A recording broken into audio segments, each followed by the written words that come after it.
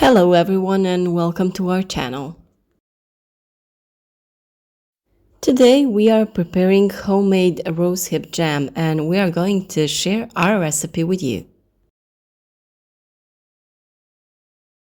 This is a recipe that we will show you step by step and the result will be something that you will definitely adore. So stay with us and see how this is made.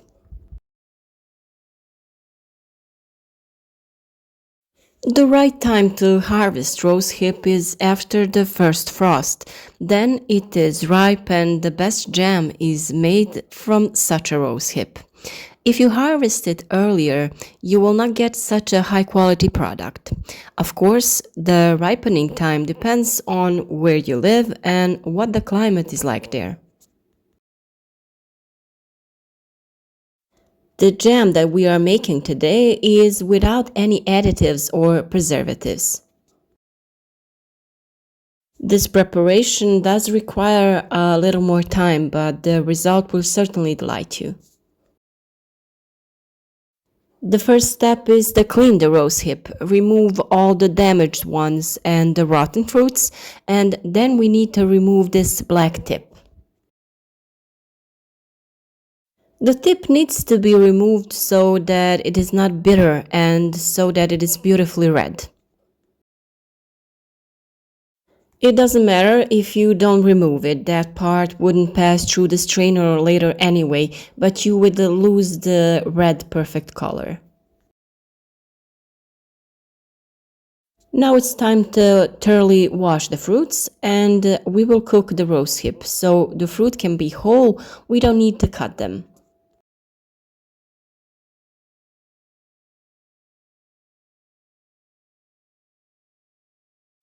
Depending on the amount of fruit that you have to use as large and deep a pot as possible.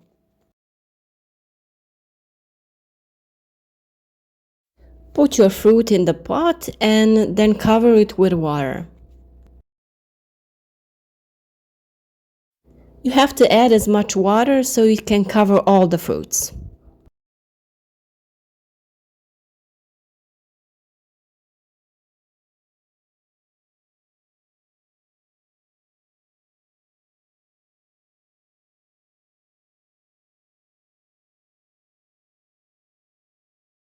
Here you can see how much water I added in, so you can do the same.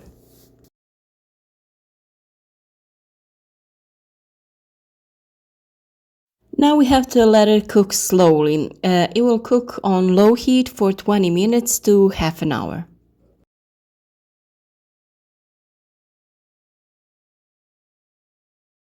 When the fruit is soft enough, it's time to blend it. You can use a blender, stick mixer, or some other machine that you have. You can see how soft and cooked it is, so this is how it's supposed to look.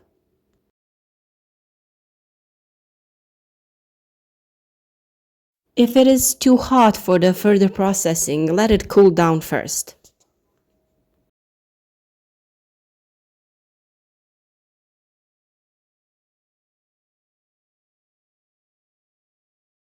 I'm going to use this hand mixer, but if you are using some kind of other machine, grind only the fruits and we will use the water later.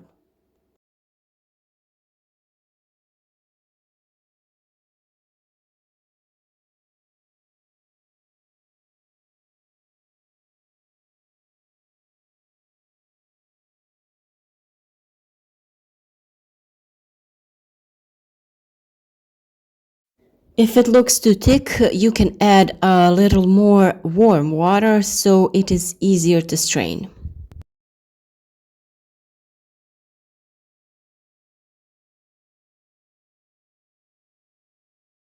Now we will add a half a liter of warm water.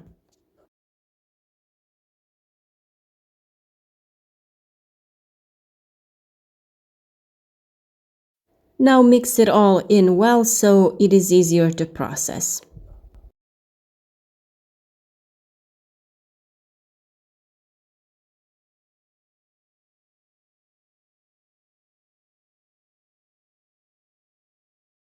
Here we are at the straining part, so we will use this pasta strainer.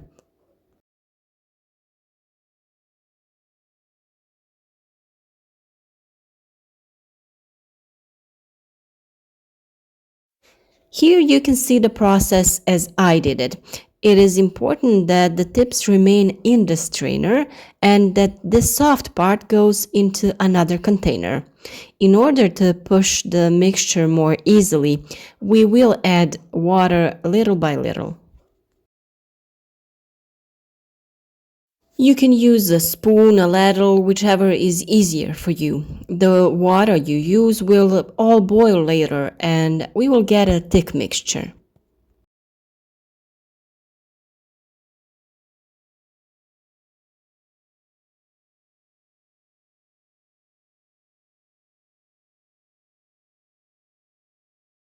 If you have a smaller strainer like this, it is easier to mix, so use it. You can use whatever it's easier for you. And always feel free to add a little water to make it easier to push through the stick part. Be sure to use warm water and add it a little at a time so that the meaty part can be removed from the seeds more easily. By adding water, you can see how it is passing through the strainer immediately. If your strainer is large, just put a larger amount of mixture to make it easier to work. You should have these seeds almost dry after squeezing.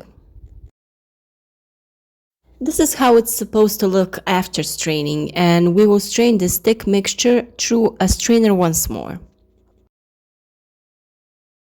After that, it is important that we count how many liters of mixture we have.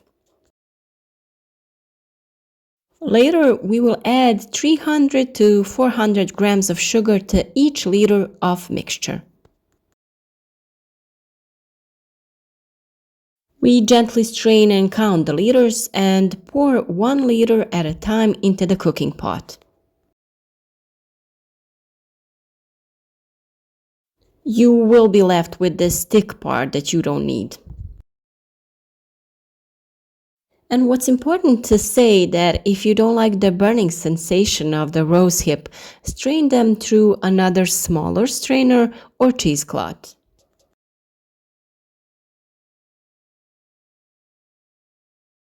In the end, it is supposed to look like this, and now we have to cook it.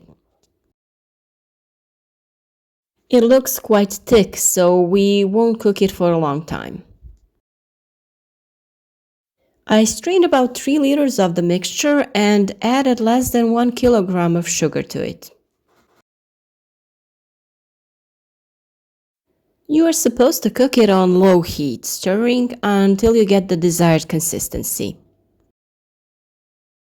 You can barely see from the steam, but it is cooking nicely on a low heat. And you do need to stir almost all the time so that it doesn't stick to the pot.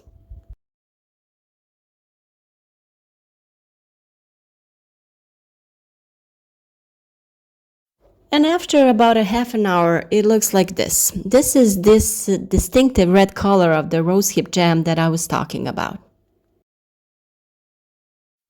If you had left those black tips inside, it wouldn't have been this red, so it's worth the effort to clean it.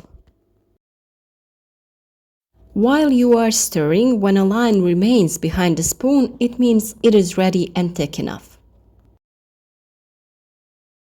After about an hour, we are adding 900 grams of sugar. Add it a little bit at a time so you can stir it in well. And after adding the sugar, cook the jam for only 10 minutes so it doesn't get dark in color. At the beginning, there were 3 kilograms of rosehip, and we added about 3 liters of warm water for cooking. You can feel free to add water while draining because it will all boil in. After draining, we got 3 liters of mixture that we cooked. And in the end, we will see how many jars of jam we got. The jam will darken a little because of the sugar, but it mustn't be cooked too long so it doesn't turn black. I don't know how much you can see, but it is beautiful and the smell is too good. Maybe someone isn't a fan of rosehip, but this is something wonderful. The smell in the house is stunning. Yes, it is a lot of work to prepare, but it is definitely worth it because you have real homemade rosehip jam. And yes, we do love the texture that stings when eaten, that makes it special. And what I forgot to say is that the sugar cooled the jam a little, so you have to cook it until it boils again before packing. We pack the jam in hot jars that we have washed well and sterilized for 10 minutes in the oven at 160 degrees Celsius. After adding the jam, tighten the lids immediately. And after you packed all the jam, cover the jars with a blanket or a thick tablecloth so it gradually cools down.